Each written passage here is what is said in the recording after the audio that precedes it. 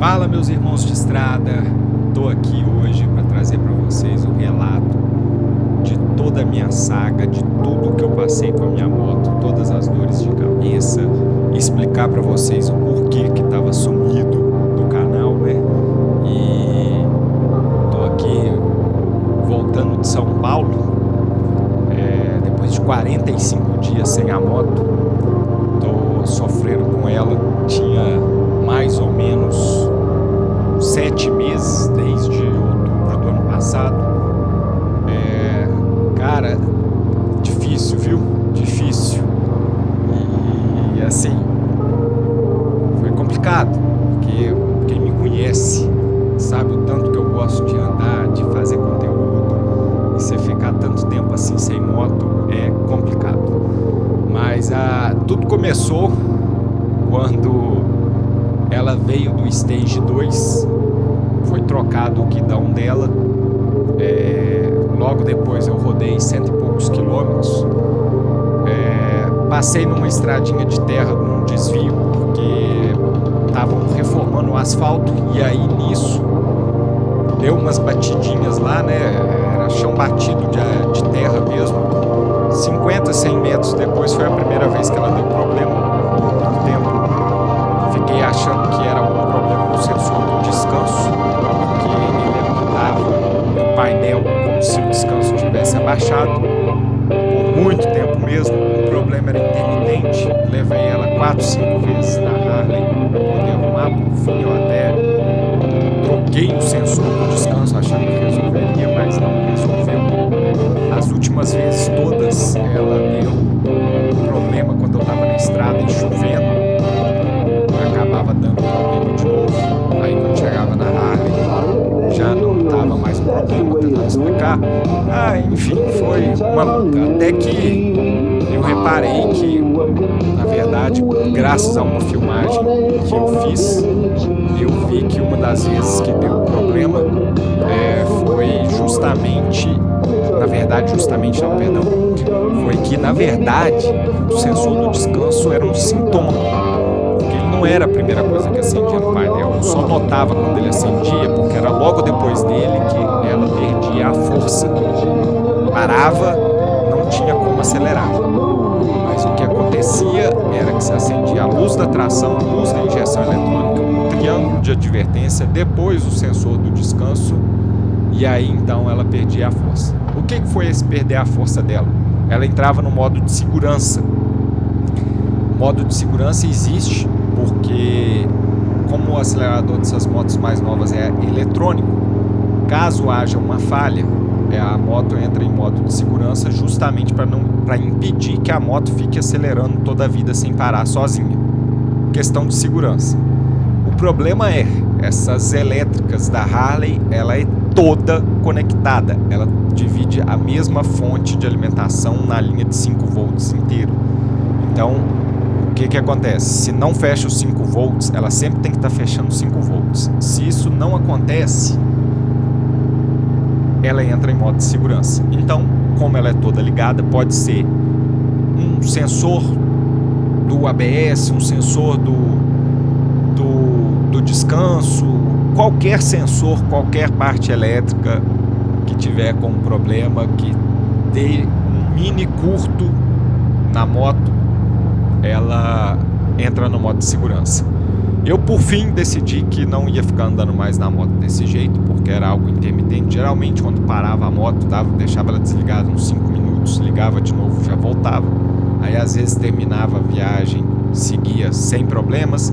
Às vezes, pegava e andava mais 5 km e dava de novo. Era uma luta. O fato eu botei a mão na consciência, vi o quanto isso era perigoso, porque o que acontece? Ela perde a força do motor de uma vez quando ela entra no modo de segurança. Então, se você está ali a 100, 120 por hora, é como se ela entrasse no neutro com o freio motor sendo acionado mais forte que o freio motor. Você perde a velocidade muito rápido. E assim, todas as vezes que aconteceu comigo, eu dei muita sorte que tinha acostamento próximo e não vinha veículo nenhum atrás de mim. Porque, por exemplo, igual eu tô aqui, ó, passando um caminhão aqui, tem um carro lá atrás de mim vindo quente também. Se ela desse o problema aqui, como é que eu chegava no acostamento? É perigoso demais. E pior, e se tá numa estrada que não tem acostamento? Aqui eu tô no Fernão Dias, tem acostamento o tempo inteiro dela. Mas e se você tá numa rodovia que não tem acostamento, que é pista única? Aí você tá a 120 por hora, tem um caminhão, um ônibus a 110 atrás de você e dá o problema, como é que você faz? Concorda comigo que é complicado? Então, assim, eu decidi que não iria mais andar até que resolvesse e deixei ela na Harley, em Belo Horizonte.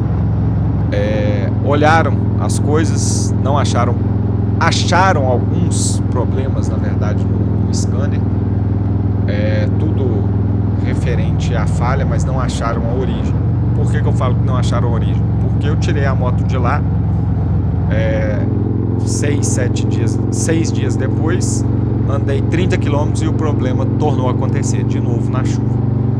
Levei a moto para lá de novo, ela ficou lá mais uns 12 dias, mais ou menos, e não acharam um problema. Inclusive me recomendaram, gostaria de deixar bem claro que eu acho isso um absurdo, a autorizada me recomendou a retirar a moto através de reboque, e eles apontaram para o remapeamento. Falaram, a minha moto, como todos vocês sabem, ela tem o Stage 2, eles falaram que a origem seria do Stage 2, do remapeamento, não do Stage 2 em si, mas do remapeamento. E assim, a gente entende pouca coisa, né? A gente entende o básico das coisas, mas eu conversando com pessoas daqui e dali, cara, tanta gente que eu troquei ideia, pessoas mais entendidas que eu, cada pessoa tinha uma ideia do que podia ser, mas ninguém com certeza absoluta, mas não tem como mesmo, né, se a pessoa não mexer. Acabei comprando essa ideia que poderia ser o remapeamento. Dito isso, gostaria de agradecer o Zanini, lá da Dynamite Crew, que foi o cara que fez o remapeamento da minha Stage 2.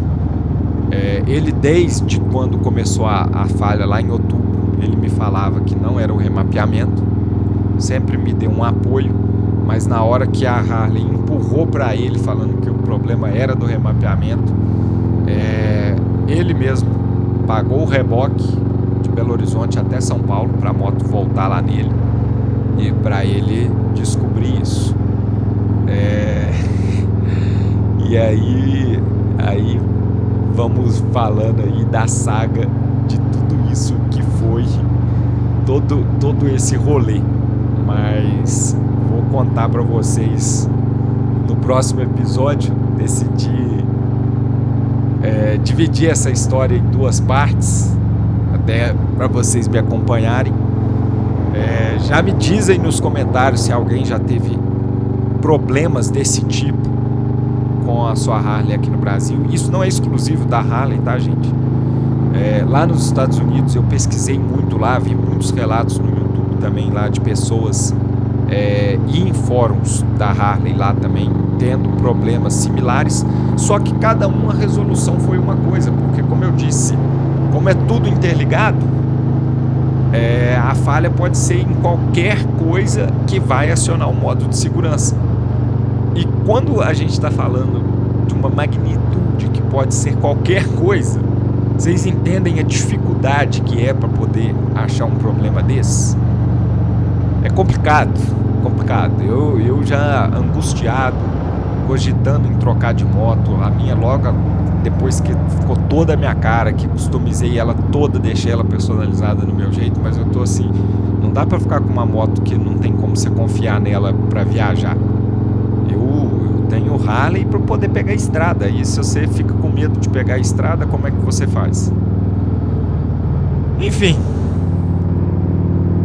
foi uma angústia tremenda, não sabia. Uma coisa é quando as pessoas sabem qual que é o defeito, elas pegam ali e te falam assim, o defeito é isso, mas para arrumar aqui é 60 dias, beleza, 60 dias. Eu, pelo menos, eu sou assim, eu não sei vocês, quando eu tenho um tempo definido do quanto eu tenho que esperar é uma coisa, mas quando eu não sei esse tempo, a minha angústia começa. E nesse caso, era pior, porque além de não ter o tempo definido, eu nem sabia se ia resolver ou não o problema.